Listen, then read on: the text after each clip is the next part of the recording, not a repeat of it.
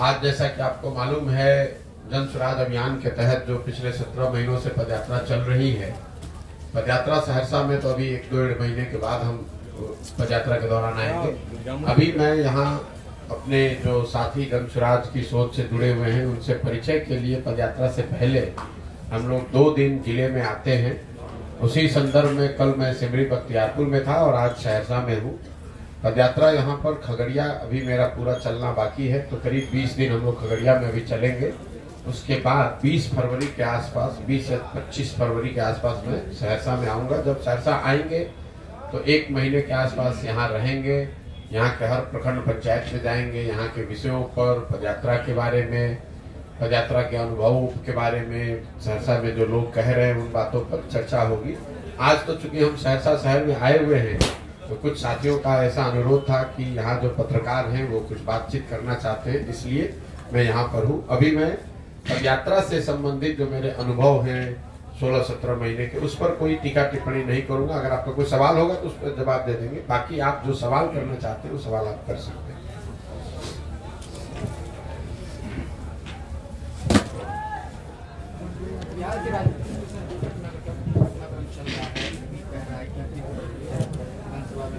किया जाएगा, उसके बाद जो कई तरह की कयास लगाई जा रही है, बातें सामने आ रही है, क्या बिहार की जनता को जो सत्ताधारी लोग हैं वो बलगला रहे हैं, इन चीजों पर आप क्या नहीं, बिहार की राजनीतिक घटनाक्रम को कोई विशेष नजरिए से देखने की जरूरत नहीं है। पिछले 10 वर्षों में, मतलब जब 2012 से जब से नीतीश कुमार ने पहली बार एनडीए को छोड़ा, उसके बाद से ये नीतीश कुमार का सरकार को लेकर 7वां प्रयोग है। ये बहुत कम पत्रकारों ने इस पर ध्यान दिया है।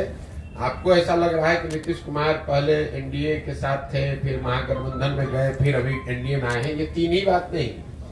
2012 से लेकर 2023 के बीच में 10 वर्ष में नीतीश कुमार का ये 7वां सरकार को लेकर प्रयोग है। मैं आपके यादाश्त के लिए गिनवा देता हूँ। 2012-13 में नीतीश कुमार ने जब प्रधानमंत्री के तौर पर नरेंद्र मोदी का चेहरा घोषित किया गया, उस समय एनडीए की सरकार चल रही थी, तो नीतीश कुमार ने उस गठबंधन को तोड़ा और माइनॉरिटी की सरकार चलाई। वो पहला प्रयोग था। दूसरा, जब लोकसभा चुनाव में 2014 में चुनाव उनका दल हार गया तो उन्होंने पद को छोड़कर मांझी जी को बना दिया, पीछे से सरकार चलाने की कोशिश की, वो दूसरा प्रयोग हुआ। फिर 8 महीने के बाद मांझी जी को हटाकर खुद मुख्यमंत्री फरवरी 2015 में बने, वो तीसरा प्रयोग हुआ। फिर नवंबर 2015 में महागठबंधन के साथ सरकार बनाए, ये चौथा प्रयोग था। फिर 2017 में महागठबंधन को छोड़कर भाजपा के साथ गए, वो 5वां प्रयोग हुआ। फिर महागठबंधन को फिर भाजपा को छोड़कर महागठबंधन में पिछले 2021 अगस्त में भागे, वो 6वां प्रयोग है। और अभी फिर वापस से भाजपा में गए हैं, ये 7वां प्रयोग है। ये आपके ध्यान में इसलिए दे रहा हूं कि लोगों को ऐसा लगता है कि भाई यही नीतीश कुमार हैं, पहले तो सरकार ठीक ही चला रहे थे, लोग इनको सुशासन बाबू समझते थे। नीतीश कुमार वही हैं, लेकिन ये जो राजनीतिक अस्थिरता का माहौल शुरू हुआ है, 10 वर्ष में ये 7वीं सरकार है। आपके हमारे लिए खबर ये है कि मुख्यमंत्री आरजेडी के साथ है कि भाजपा के साथ है, लेकिन आप इसको समझिए, जब सरकार का मुखिया बदलता है तो सारी नीतियां भी बदलती हैं, सारे अफसर भी बदलते हैं, पूरी सरकार की प्राथमिकता भी बदलती है। और उसका खामियाजा ये होता है कि जब तक नई व्यवस्था नीचे सेटल हुई तब तक नीतीश कुमार नया प्रयोग कर दिए। तो इनके बार बार ये पलटने से बिहार की जनता का कितना नुकसान हो रहा है इसका आपको अंदाजा नहीं है। 2015 में 7 निश्चय के आधार पर महागठबंधन को वोट पड़ा, 7 निश्चय के कार्यक्रम शुरू किए गए, बिहार विकास मिशन बनाया गया। 2 वर्ष में जब तक वो कार्यक्रम जमीन पर उतरता तब तक वो भाजपा में चले गए, तो 7 निश्चय हाशिए पर चला गया। भाजपा के साथ मिलकर जिन नीतियों पर आगे बढ़े, जब तक वो चीज जमीन पर उतरे तब तक फिर भाग के महागठबंधन में चले गए। इस वजह से बिहार की जनता का, यहाँ के प्रशासन, यहाँ के लोगों का बहुत बड़ा नुकसान पिछले 10 वर्ष में हो रहा है। और इसके साथ साथ राजनीतिक तौर पर नीतीश कुमार की जो भद पीट रही है वो तो पीट ही रही है, लेकिन नीतीश कुमार ऐसा कर पा रहे हैं इसके लिए सबसे बड़े दोषी 2 सहायक दल हैं, जो उसका नाम भाजपा और आरजेडी है। अगर नीतीश कुमार 7 बार पलटे हैं तो 3 बार इसमें भाजपा भी पलटी है, 3 बार आरजेडी भी पलटा है। भाई नीतीश कुमार ने तो कहा कि मैं अब भाजपा में नहीं जाऊंगा, लेकिन साथ साथ भाजपा के नेता अमित शाह ने भी कहा आज से 2-4 महीना पहले बिहार में आकर मंच से खड़े होकर कहा कि भाई नीतीश, बिहार की जनता, एक एक लोग आप सुन लीजिए, मैं अमित शाह ये बोल रहा हूं कि नीतीश कुमार के लिए भाजपा का दरवाजा हमेशा के लिए बंद है।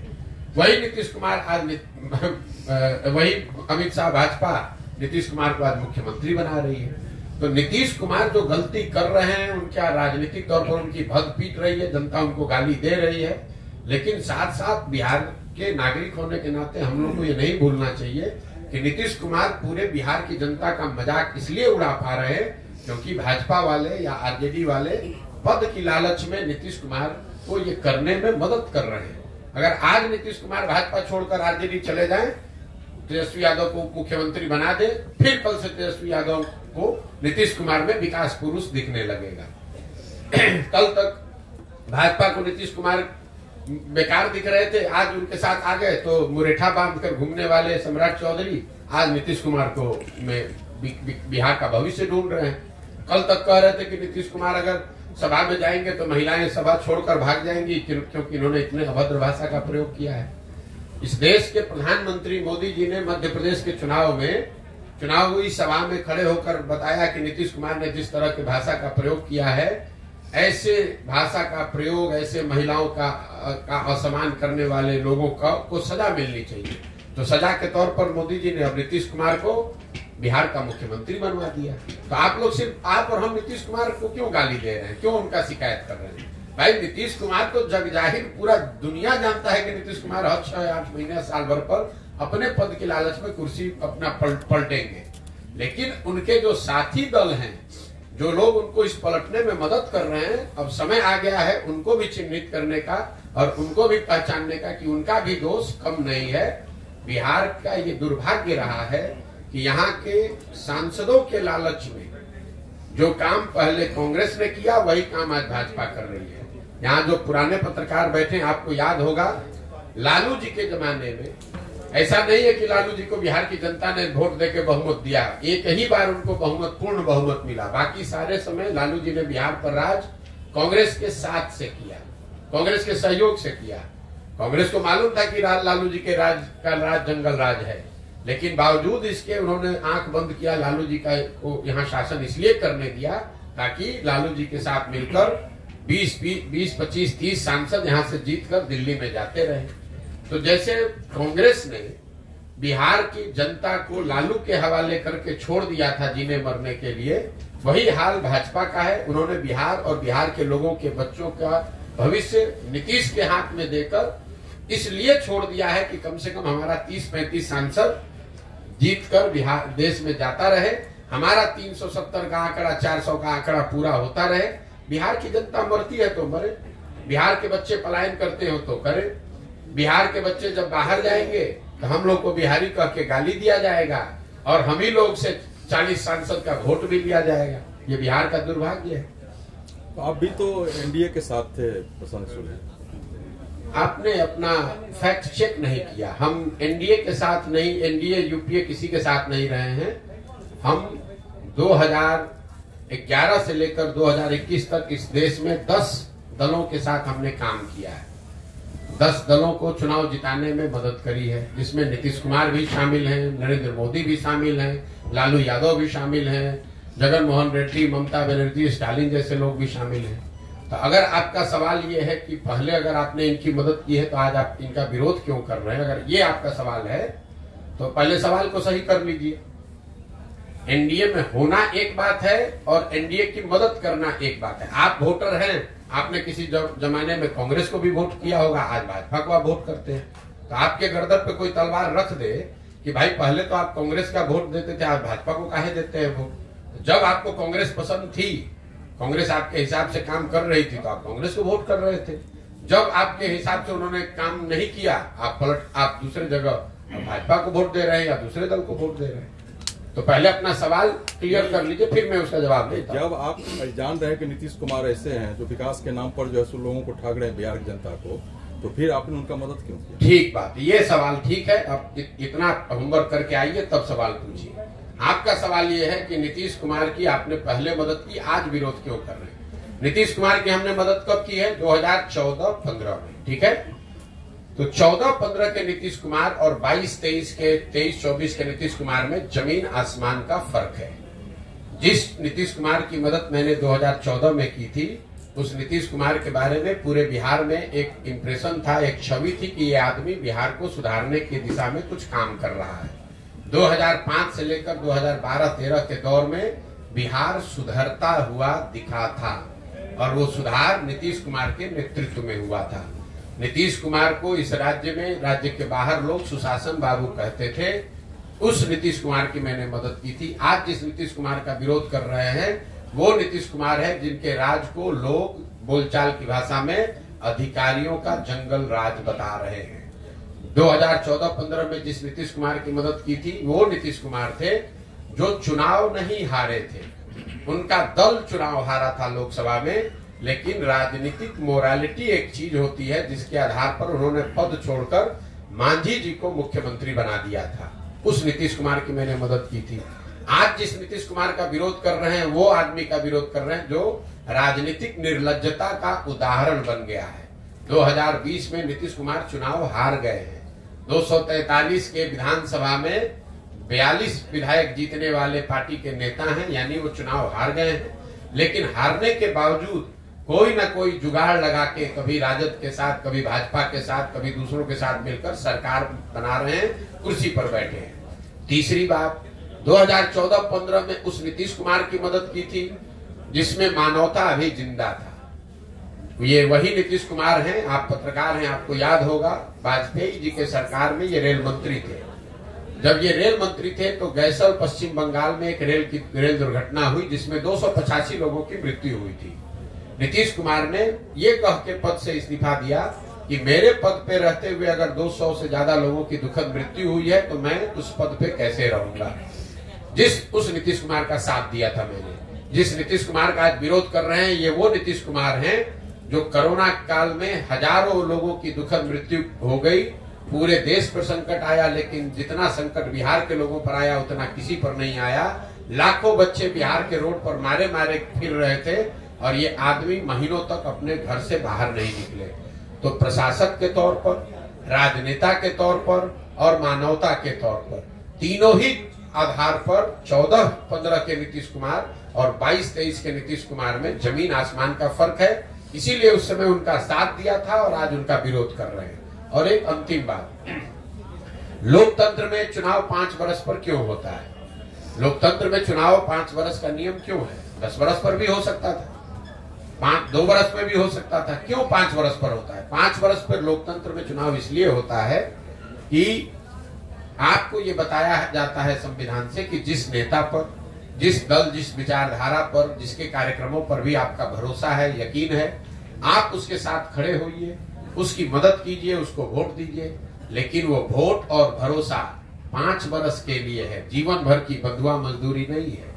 अगर आपकी बात हम मान लें तो वोटर होने के नाते आपने एक बार मोदी जी को वोट दे दिया, अब मोदी जी काम करे या न करे, जीवन भर उन्हीं को अगर आप वोट देते रहेंगे, उनके काम का समीक्षा आकलन करके अपना निर्णय नहीं बदलेंगे, तब तो आप और हम देश में लोकतंत्र ही खत्म कर देंगे। फिर 5 वर्ष पर चुनाव की जरूरत क्या है? एक बार आपने लालू जी को वोट दे दिया, एक बार नीतीश जी को वोट दे दिया, एक बार मोदी जी को वोट दे दिया, आप जीवन भर उन्हीं को राज करने दीजिए। तो आप लोकतंत्र को खत्म ना करें। ये संविधान आपको नागरिक होने के नाते ये जिम्मेवारी देता है कि अगर आपने किसी का साथ दिया और उस नेता ने, उस दल ने अगर उस हिसाब से आप काम नहीं किया, तो नागरिक होने के नाते आपकी ये जिम्मेवारी है कि जितने मजबूती से आपने उसका साथ दिया है उतनी ही मजबूती से उसका विरोध भी कीजिए। अच्छा सर, हमारा सवाल है, बिहार में कई पार्टियां, आपने जन स्वराज बनाया, आप बिहार को कैसे बदलना चाहते हैं? पहले बात तो जब मैं फिर वही बात कहूंगा, आप लोग पत्रकार हैं, थोड़ा सा रिसर्च करके थोड़ा पढ़ के आइए। हमने कोई पार्टी नहीं बनाई है, जन स्वराज पार्टी नहीं है, जन स्वराज अभियान है। अभियान है एक नई पार्टी बनाने का। इसके 3 उद्देश्यों में एक उद्देश्य है बिहार में एक नया दल बनाना। क्यों? इसकी क्यों जरूरत है? इसलिए नहीं कि प्रशांत किशोर चाहते हैं कि एक दल बने, इसलिए कि बिहार के में जब 2 वर्ष पहले एक अध्ययन किया गया तो यहाँ 55% बिहार के लोगों ने cutting across cast and religion caste and class, सभी वर्गों के, सभी संप्रदायों के, सभी जातियों को अगर मिला दें तो 55% लोगों ने कहा कि बिहार में सुधार के लिए एक नए दल, नए विकल्प की जरूरत है।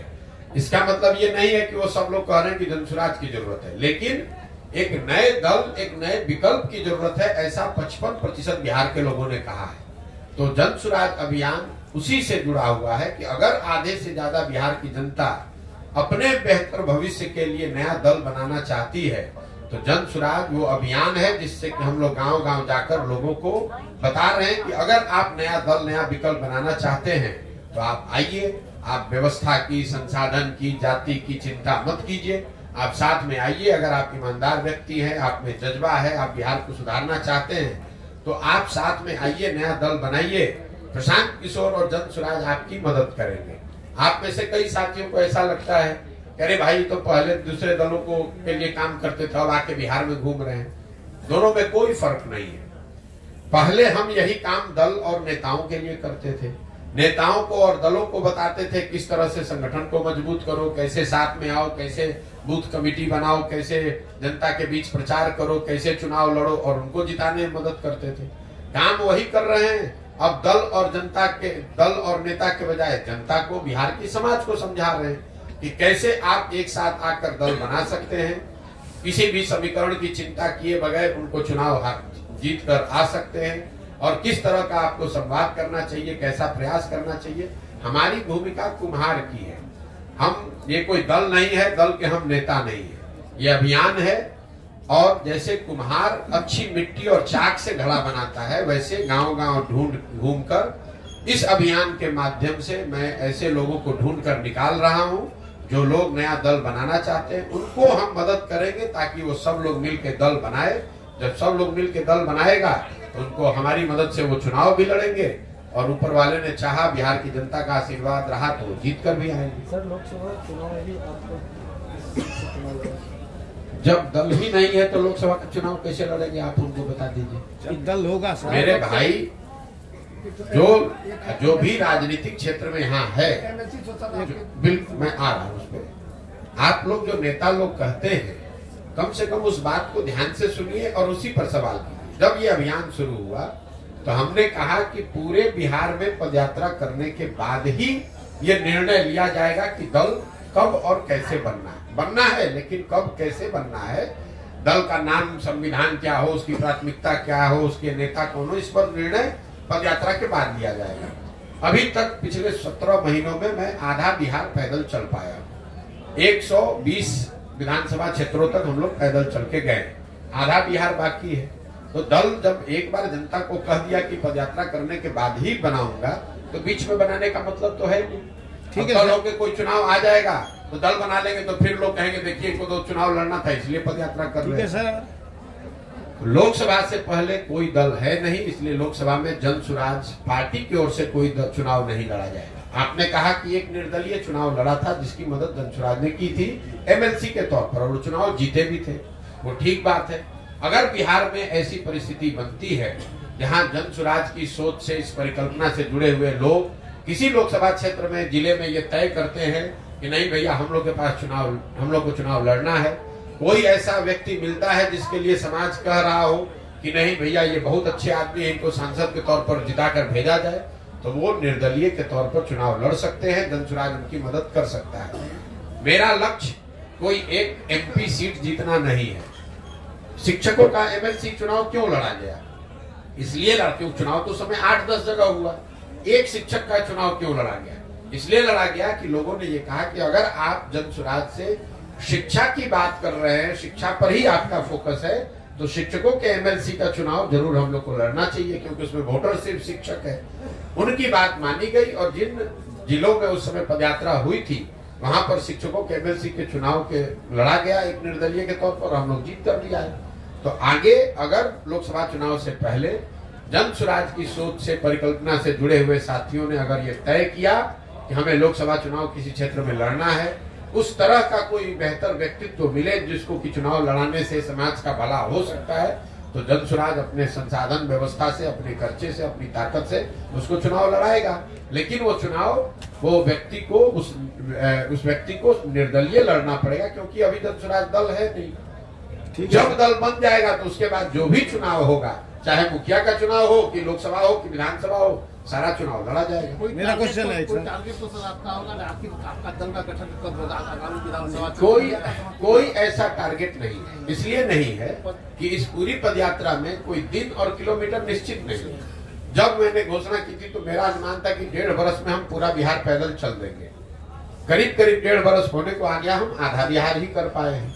लेकिन मेरे लिए जरूरी नहीं है कि जल्दी से पदयात्रा पूरी करें और दल बना दें। पदयात्रा के जो उद्देश्य हैं, बिहार को जमीन पर जाकर समझना, उन लोगों को ढूंढ कर निकालना जिसको समाज सही आदमी समझता है, उसमें जितना मैं सोच कर चला था उससे ज्यादा समय लग रहा है।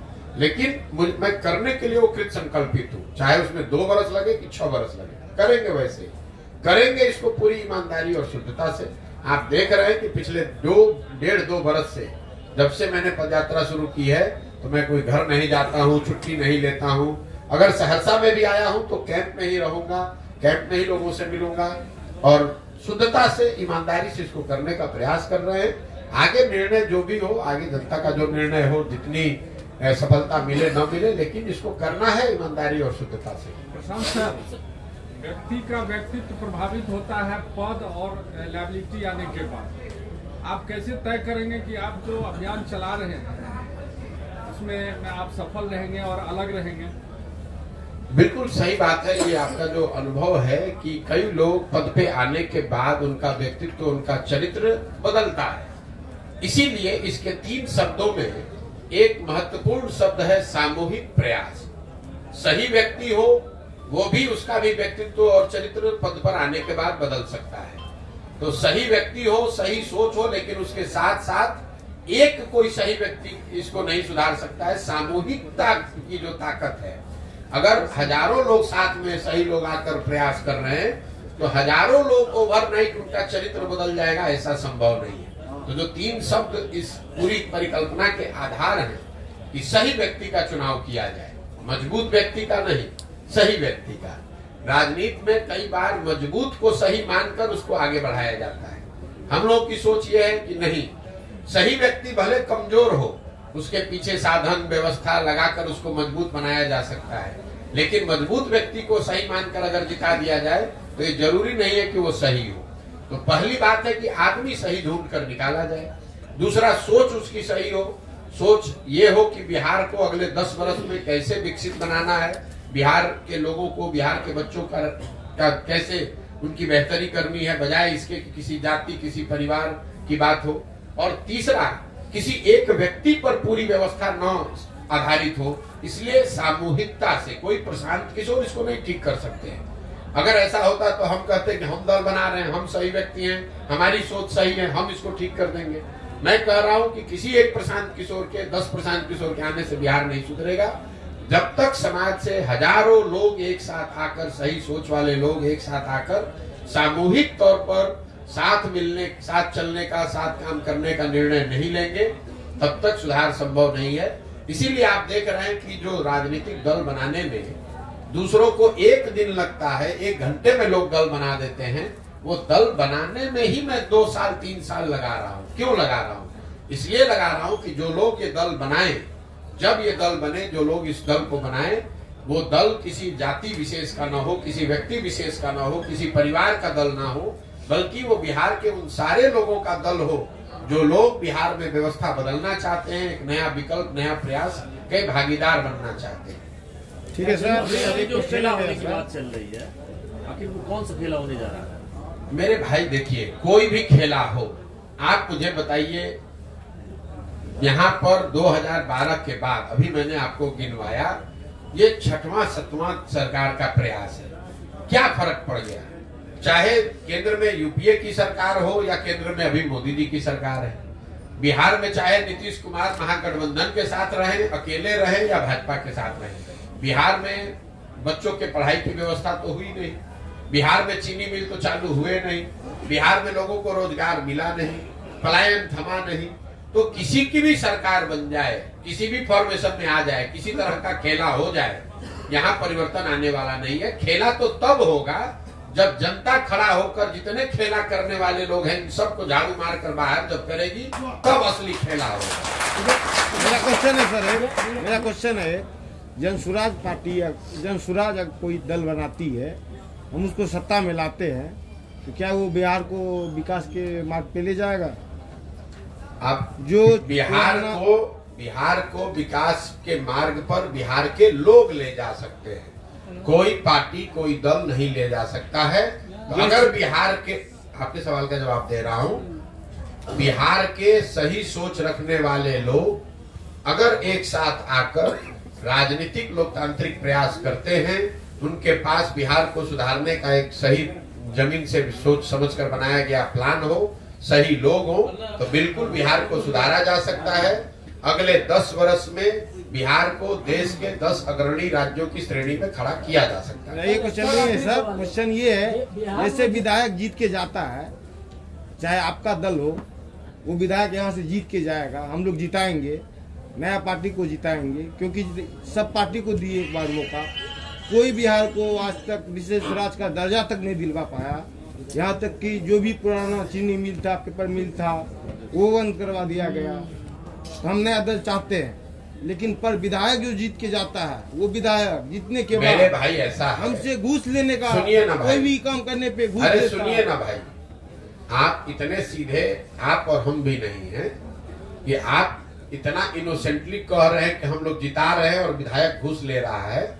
जब आप विधायक चुन रहे हैं तो एक बार आपको विधायक बेवकूफ बना दिया, 2 बार विधायक बेवकूफ बना दिया, वो पिछले 50 वर्ष से आपको कैसे बेवकूफ बना रहा है? जहां पर लोग एक, सुनिए, आपने सवाल पूछा, सवाल जवाब सुन लीजिए।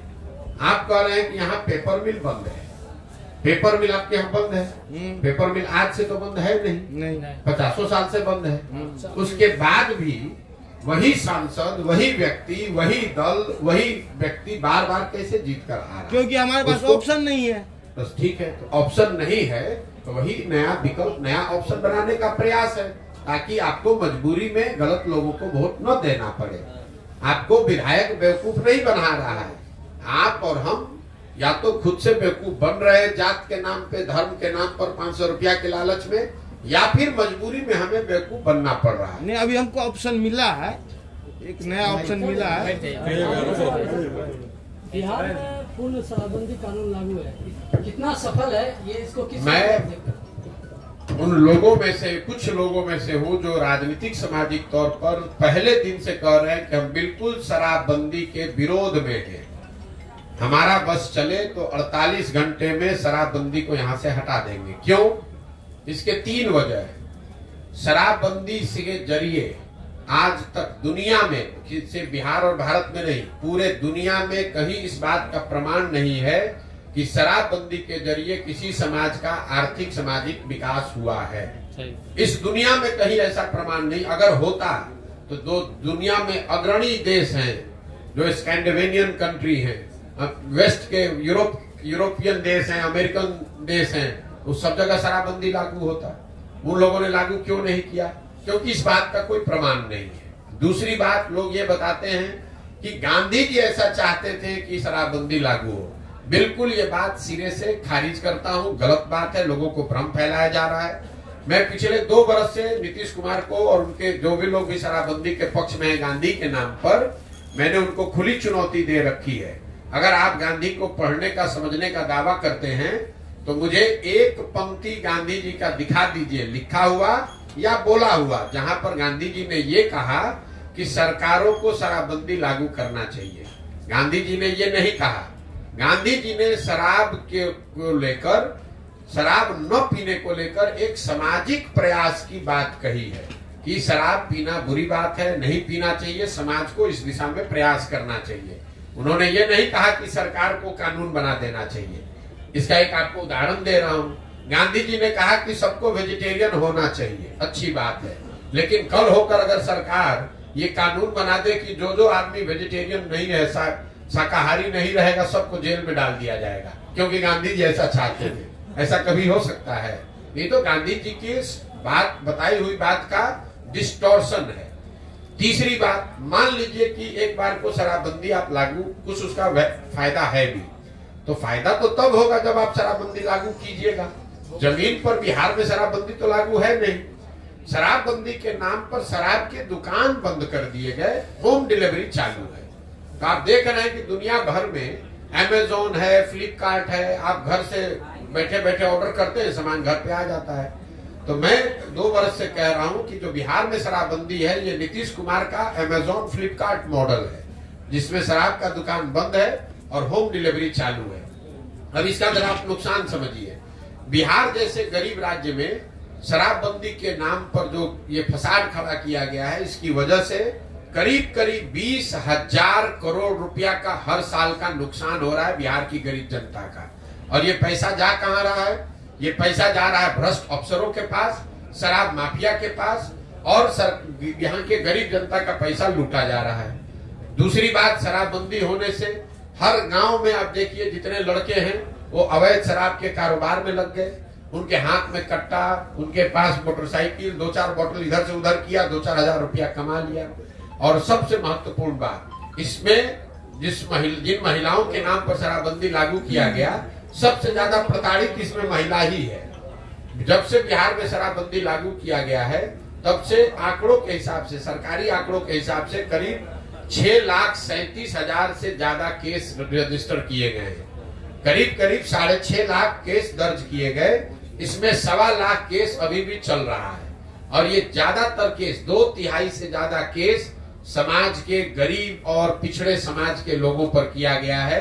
वो लोग जब एक बार केस में पकड़ लिए गए शराबबंदी में, तो उनके घरों की महिलाएं, उनके बच्चे थाने में और कोर्ट में दौड़ रहे हैं और लोग जेलों में सड़ रहे हैं। जो पैसे वाला है वो शराब का धंधा कर रहा है, इससे पैसा कमा रहा है, और जो गरीब आदमी है वो शराबबंदी के नाम पर पुलिस प्रशासन उसको परेशान कर रही है। और जो गरीब घर के बच्चे हैं वो मजबूरी में अवैध शराब के कारोबार में लग रहे हैं। पहली बार बिहार में पिछले 2-4 वर्ष में हम लोग देख रहे हैं कि ये स्मैक और अलग तरह के चीजें शुरू हो गई, जो शराब के नाम न मिलने की वजह से। और जहरीली शराब से जो मृत्यु हो रही है वो अलग है। हर पंचायत में आपको हर 2-4 दिन में कोई ना कोई घटना ऐसे सुनने को मिलती है। तो मुझे लगता है कि शराबबंदी का सिरे से ना इसका कोई आर्थिक आधार है, ना सामाजिक आधार है, ना प्रशासनिक आधार है, ना मौलिक नैतिक आधार है। ये बिल्कुल बिहार को और गर्त में ले जा रहा है। शराब पीना बुरी बात है, सरकार को उसको प्रमोट नहीं करना चाहिए, लेकिन ये लोगों की स्वेच्छा और स्वविवेक पर इसको छोड़ना चाहिए। आपको क्या खाना है, आपको क्या पहनना है, ये निर्णय सरकार नहीं ले सकती है, ये निर्णय लोगों का होना चाहिए। आपका काम है उसको रेगुलेट करना, आपका काम है कि उसमें कोई गलती ना करे। आप जींस पहनना चाहते हैं कि पैजामा पहनना चाहते हैं, ये निर्णय आपका होना चाहिए, सरकार का नहीं, नीतीश कुमार का नहीं। पटना में बैठ के वो तय करेंगे कि आप नाश्ता क्या कीजिएगा और खाना क्या खाइएगा। इसीलिए बिहार की ये दुर्दशा इस आदमी ने करी है। ठीक है भैया, बहुत बहुत धन्यवाद। परिचय दे दो, दैनिक भास्कर के ब्यूरो चीफ हैं। पहली बात जो आपने जो आज सहरसा में माइक दे दीजिए।